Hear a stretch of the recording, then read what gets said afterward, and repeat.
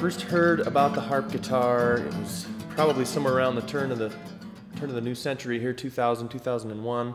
I was a guitar player at the time for a number of years, and I heard this fella named Michael Hedges who played this interesting instrument that had these extra bass strings on the guitar.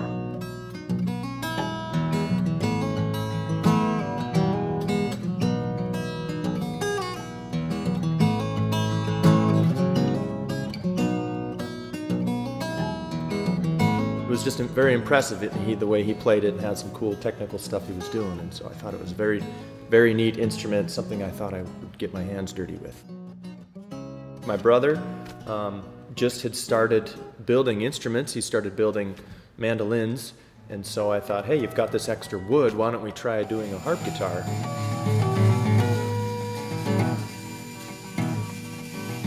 Well, the first instrument I built was a mandolin.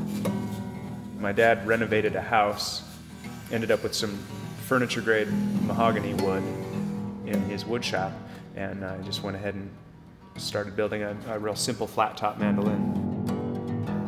My brother was interested in having a harp guitar made, and I had built my first mandolin by that time.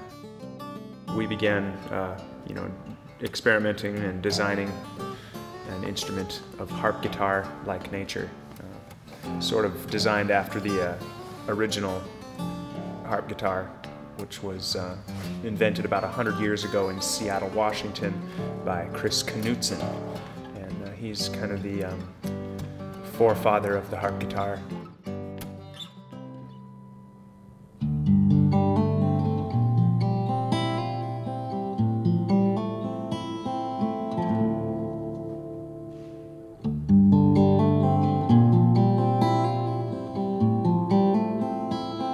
This year, the Harp Guitar Gathering was held in Portland, Oregon. It was the 6th annual Harp Guitar Gathering, featuring international harp guitar players and builders, extravaganza of harp guitar.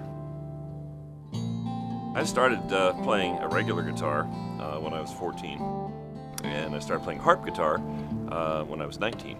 I found my first harp guitar, which was a Larson Dyer Style 7, in a pawn shop in Los Angeles, right in downtown LA. And it was hanging up on the wall, and I asked the pawn shop owner if he'd let me play it. And after sitting there for a few hours playing it, he finally agreed to sell it to me for all the money that I had in my pocket. I had $325 to last me, and that's exactly how much it cost me for my first harp guitar. And wherever I played, people were curious about the instrument, and they wanted to hear me play more and more of the bass strings. So eventually I started incorporating the bass into it, and so I've been playing it since 1972. There's something about just this instrument that's different than a regular guitar. It's like another instrument altogether. I liked the way it looked. It was intriguing, and the long pedal bass notes, the whole mystique about it. So for me,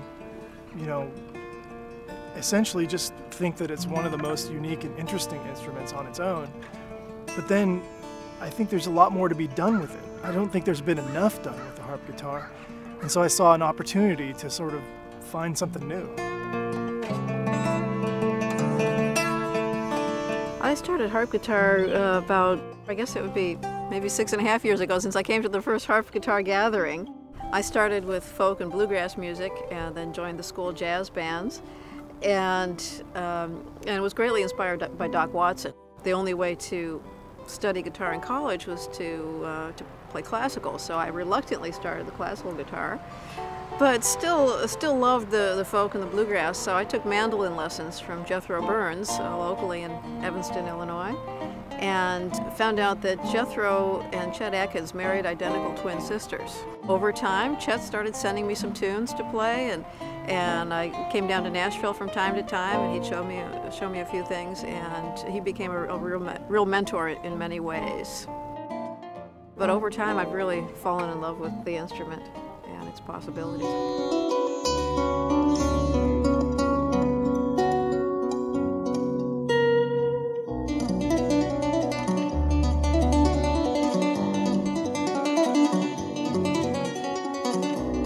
The instrument is very custom by nature and therefore lends itself to a very unique capability for an artist.